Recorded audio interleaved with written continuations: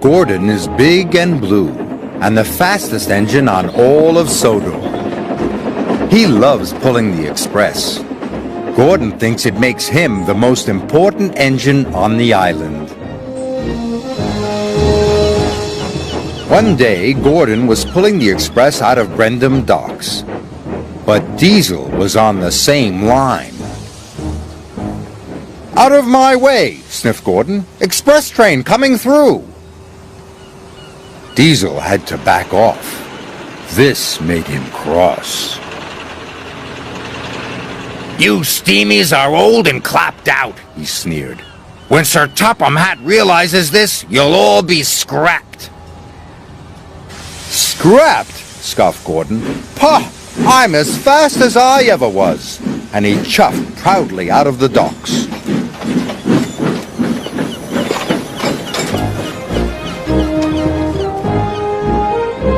Gordon was speeding through the beautiful countryside. He was having a wonderful day. But then he heard a horrible squeaking noise. Gordon was upset. Squeaking could only mean one thing. Something was wrong. What if Diesel's right, he thought. What if Sir Topham Hatt scraps me?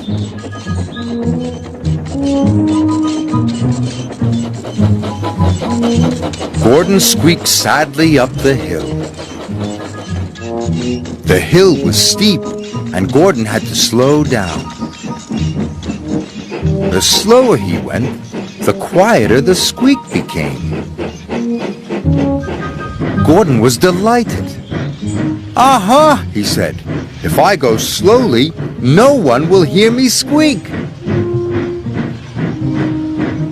And he chuffed slowly back to Tidmouth Sheds. That evening, Sir Topham Hatt came to see Gordon. "Tomorrow is a very special day," he said. "I am taking some village children on a boat trip. You, Gordon, are to take us to Brendam docks. The boat leaves at 9 o'clock, so you must not be late." The next morning, Gordon waited for everyone to go. Then he puffed slowly away so no one would hear his squeak. Once out of the sheds, he started to pick up speed. His pistons pumped and his wheels spun, and he began to squeak again. "Oh my," said Gordon. Then he heard something even worse. It was a rattle. oh dear," he cried. "Diesel was right. I'm falling apart. What will Sir Topham Hatt say?" So Gordon slowed down.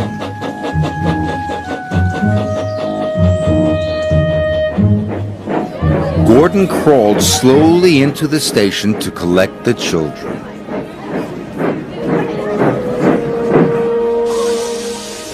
Gordon's boiler sank. If he went slowly, the children would miss their boat trip. But if he went quickly, Sir Topham Hatt would hear his squeak and his rattle.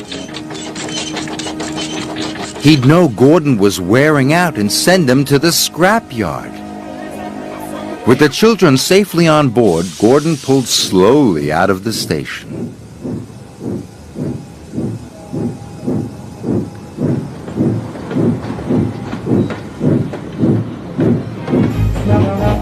Gordon chuffed slowly through the countryside.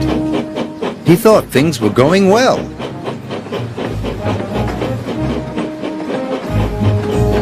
But Sir Topham Hatt was very cross.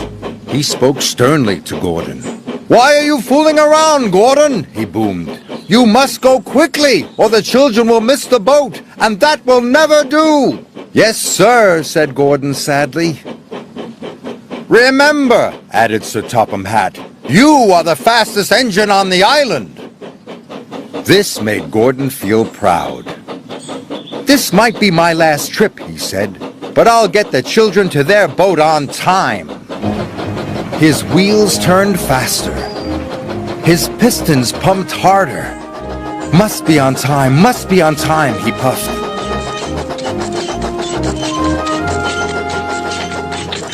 Soon, he began to squeak, and rattle too. And then he heard another noise. A knocking noise. But Gordon didn't care. If this was his last trip, he was going to go as fast as he possibly could.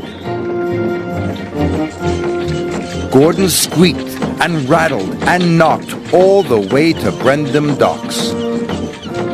Salty and Henry were surprised. They had never heard an engine make such awful noises. Sounds like another steamy ready for the scrapyard, sneered Diesel. But Gordon didn't care about Diesel. He had made good time, and the children would catch their boat.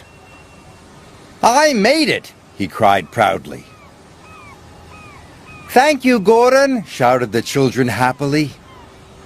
"I knew you could do it," said Sir Topham Hatt. "But why haven't you been to the repair yard?" "The repair yard?" gasped Gordon. "You have been making lots of noises," said Sir Topham Hatt. "You need to have your engine looked at." "So you're not going to scrap me?" asked Gordon.